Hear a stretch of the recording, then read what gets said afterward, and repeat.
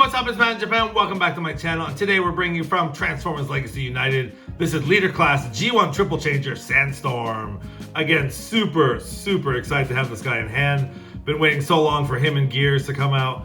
And he looks amazing. Just having him in hand. I've seen some reviews on him. I was trying hard not to watch anything, but I couldn't help myself. But anyways, yeah, having him in hand looks so much better. Anyways, let's take a quick look at the packaging. Pretty standard fare here for a leader class. You have Takatomi, Generations logo, Transformers down the side. 3-in-1, so cool to have a triple changer again. You do see him in his copter mode there. You see him packaged in his robot mode. There is his Doom Buggy mode, firing away at the Decepticons. So cool. Transformers Legacy United. As I mentioned, he is a leader class. On the side here, you see Sandstorm in action with his robot mode and a close-up of his noggin. On the top, Transformers Legacy United. On the bottom, you see your product info. Side, you see your 40th anniversary logo with the characters. And on the back is where we see our product shot. So G1 Triple Changer Sandstorm. He converts, well, it says 3-in-1, from his robot mode to his Doom Buggy mode, 19 steps. And then from his Doom Buggy mode to his copter mode, 32 steps. So pretty involved here, excuse me, for a leader class. The fact that he does come packaged with his weapons and this sort of cage, for lack of a better term, and the winch and everything. Oh man, so cool. So anyways, yeah, I can't wait to crack this guy open and see what he's all about. So yeah, without further ado, let's do just that. All right, here we have Sandstorm out of the packaging, and before we get into his details, let's take a quick look at the accessories he comes with. First of all, he does come with a tiny little blaster here, just done in a gray plastic. It's got some nice molded detail on it, but I don't know, it's okay. And I usually just put it on like the side of his arm like that, so it's kind of cool. It's just like a side blaster there on his arm. The other thing he does come with is his blaster, and this is almost identical to the G1 blaster, which is on top here. So I think they did a real bang-up job on the blaster there, just done in a black plastic with some nice details there. And again, yeah, just like the G1 blaster, so very cool. He can just hold that. And then the third accessory is the cage with the winch.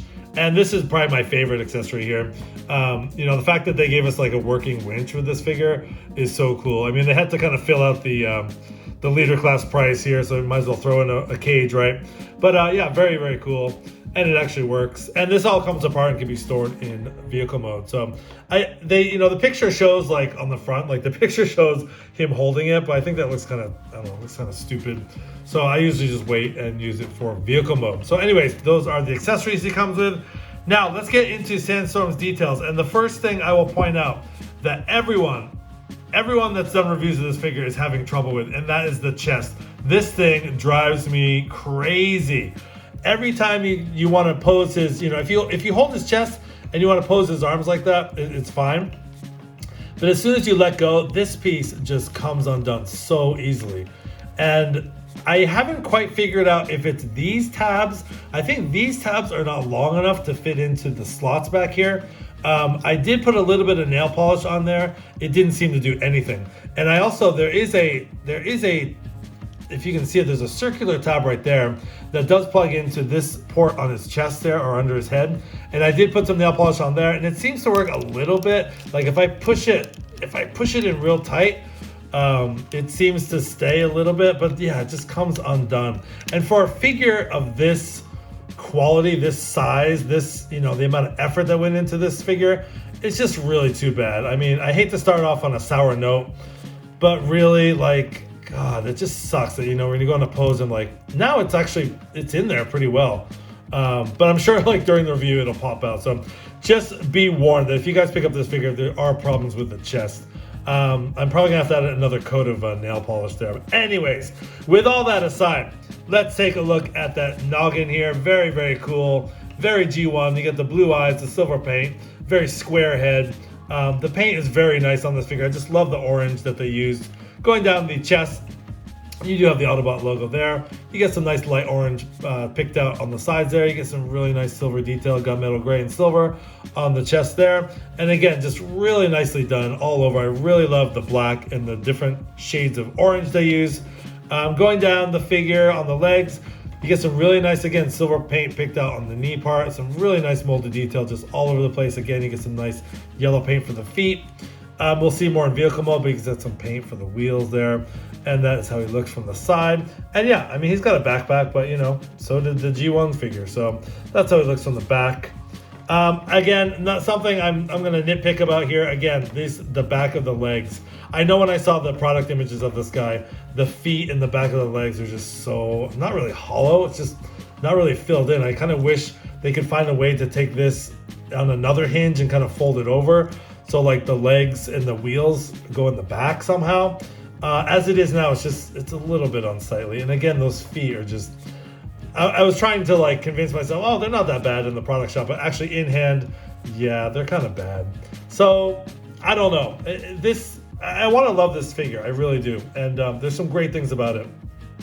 But anyway, that is the robot mode. And yeah, that's about it. So anyways, bringing in a comparison, a G1 comparison of his former self. There is the G1 Sandstorm. And again, I really, as far as like the aesthetics and everything, kind of emulating the sticker detail on his legs. This part, again, emulating that on the chest area. You got the Autobot logo. His head. I think they did a great job. I mean, the G1 Sandstorm, probably one of my favorite triple changers. But again, the head is very accurate and everything looks very cool.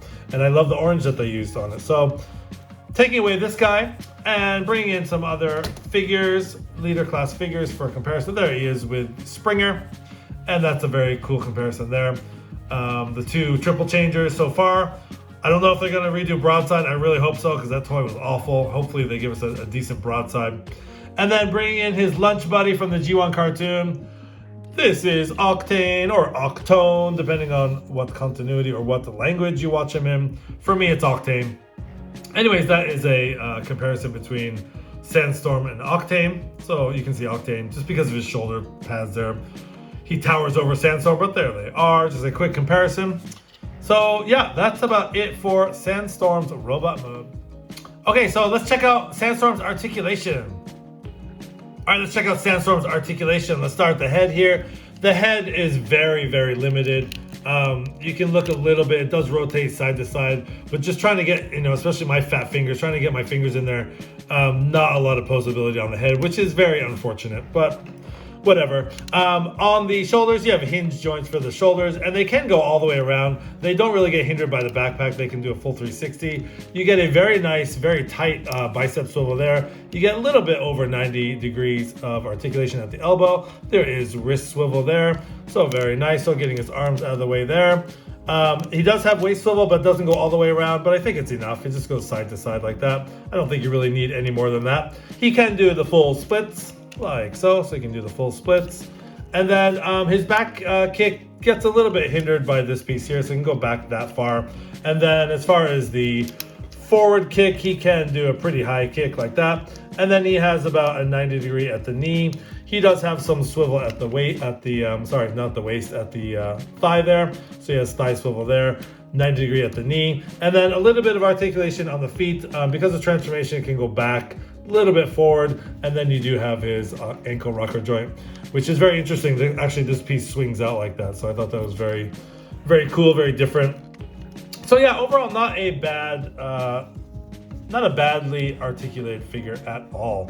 So again, I'm just kind of a little bit nervous when I pose this guy because of that chest piece. Again, the bane of this figure is that freaking chest piece. Anyways, I'm not gonna let that down. Let's get this guy transformed into his dune buggy mode. All right, here at Sandstorm, I'll transform into dune buggy mode, and I'll show you how to take the accessories and fit them into the vehicle mode. So first thing you want to do is take your winch section here, and you want to plug it in on the back. There's a post and a slot right there. Just want to plug that in like that. And then you want to take the cage piece, which will basically act as the roll bar in dune buggy mode. And you'll notice on the sides of these little indentations, these little slots, that this cage will this third part will slip over like that. And then just make sure you're lining those up on either side, and it should just push down like that, making sure this part is on the back, so that fits in like that. So that's the winch and the cage all put away. The weapons you can store under here if you want. It does limit its rollability, which is very nice actually. Actually, this piece should go down, and then it'll roll a little bit better. So he rolls like a dream. The last piece is the leftover of the bottom of the cage. And there are, if you can see here, it's a little bit hard to tell. There are slots right here on either side. And there's a peg right there that forms when you put the legs together. So you want to actually have it like this. You want to first slot in one side like that. And as soon as you slot that in, this peg should slot right in. And then there's dedicated holes on either side. So you get not weapon storage, you get accessory storage. And for the roll bar, the winch, and the bottom of the cage part. So there you have the completed look. And this piece, I find that if you put that up like that, he does roll a lot better. So I've seen some people they have it down like that, but that hinders the rolling. So you want to make sure this piece is clipped in, snapped under there. And again, he rolls very nicely. So taking a look at his Dune Buggy mode, the PVC tires on this, just like we saw with who was it, Beachcomber? So nice, very nice. He gets a nice silver paint there. You know, pretty much his legs just compressed in the Dune Buggy mode. You see the front of the chest there. But I do love the engine block. I do love the detail on the engine block there, very cool. And you know, this little spoiler folds down from the helicopter mode. It just kind of folds down to form the spoiler in the back. So that is about it for the Dune Buggy mode. You see the sort of, you know, you see the helicopter parts on the back. But for the most part, that's it. So let's do some comparisons. Here he is with Siege Springer. So another triple changer. And I think, yeah, Sandstorm is actually a lot bigger than Siege Springer. So, but just for a sort of Autobot comparison there. And for a G1 comparison of Sandstorm, let's take away Springer and bring in the G1 Dune Buggy. So there they are side by side. And again, I think they did a really good job with the Dune Buggy mode. Very cool. I think it's probably the weakest of the three modes. I do like the helicopter mode the best. You know, the robot mode is okay, but I think the Dune Buggy mode is probably the weakest out of the three. But there is a quick comparison of old and new. So there they are. And again, I think they did a pretty good job taking the cues from the old G1 toy. So very, very cool. So yeah, let's get this guy transformed into his helicopter mode next. Okay, here we have Sandstorm all transformed into his very cool looking helicopter mode. And I think this mode probably looks the best. For a triple changer, there's hardly any kibble on this guy. And I think it really is the cleanest of all three modes. So as you see under here, I mean, I love the way the wheels pack away and the wheels under here. Again, it does take a lot of cues from the G1 toy, just, you know, in a bit more steps. But again, just the helicopter mode just really takes the cake here. And the blades can spin, and this blade can spin back here. Not so well, but it does spin. But yeah, look at that thing. That is so cool. You see the front of the helicopter there. You see all black paint for the windows in the front. You get some nice gunmetal gray there. And on the side here, not a whole lot of detail on the rest of the helicopter, but I do like this sort of design that they have, the very thin silver lines here, sort of emulating the G1 toy. We'll bring that in for a comparison in a second. But yeah, for the most part, this guy's super clean. And actually, you can use his wheels in helicopter mode to sort of roll. So he actually does kind of roll into action. So you can just picture him like landing and helping out the Autobots. And of course, the very cool play feature with this toy is that the cage can be hooked on underneath. So there's a small port right there and a peg. And you want to, this is a very tight connection. Actually, it's a real pain in the butt to get out. So I'm going to try not to put it in so tight. But this will just peg in like that. And again, just trying to loosely peg it in. I just pegged it in way too tight. So anyways, you can, you know, have Sandstorm coming in and rescuing some damaged bots here. I got Rung here. He's the only bot I have that actually fits in. He actually fits in quite well if you kind of clip on the back like that. So you can have Sandstorm coming in for Rung. Oh, he's damaged. He's going to be taken away to the Autobot base. So there he is. So very cool. Again, this can be, you know, adjusted, or you can have it long or have it short. But there is Rung ready to be rescued by Sandstorm. So very cool, a very cool play feature indeed. We're gonna pause there and do some comparisons. Okay, doing some vehicle mode comparisons here. We'll compare him to Autobot Springer, and just comparing them in their helicopter modes. I mean, this helicopter mode is not the best. compared to Sandstorm's helicopter mode, I mean, this thing takes the cake. I mean, this is just so clean and everything. I mean, this is, I don't know, for me, it's like an afterthought. And the blades with like the swords and stuff, like it, you know, it spins very nicely.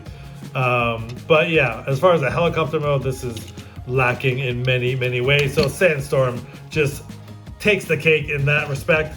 And then doing a G1 comparison of Sandstorm in his helicopter mode. There they are side by side. And again, what I was talking about is on the G1 figure, you have that sort of white lining on the top. And I really think it's cool that they, you know, they actually implemented some of that on the back. So very nice detail, very nice design choice there. So there they are. Old and new Sandstorms. Very, very cool. Again, for a triple changer, very clean. And I think probably one of the best modes. You know, I do like the robot mode, but it has its flaws. And the Dune Buggy mode is cool too. But yeah, I think the helicopter mode definitely wins the race. Anyways, let's pause. I'll give you my final thoughts. Okay, so some final thoughts for Sandstorm as he spins around on the old turntable. Let's start with robot mode. Robot mode is good. I do like the robot mode. He looks great. I think, you know, he's got a lot going for him. It's just that chest piece, the QC issues with that chest piece is just really too bad. With a figure that's this expensive and amount of detail and effort put in, I think that could have been easily fixed, and it's really unfortunate. So that kind of takes away points for me in the robot mode. I also don't like the back of the legs and how the feet look, but you know, I can deal with it. Dune Buggy mode. I think the Dune Buggy mode looks pretty cool. Kind of souped up Dune Buggy mode. I think it's probably the least of my favorite modes, but yeah, it's not bad. It's not bad. But my favorite mode by far is the helicopter mode. That is just so slick. I love how clean it looks. And of course, you know, when you have a triple changer, you know, there are gonna be modes that are compromised.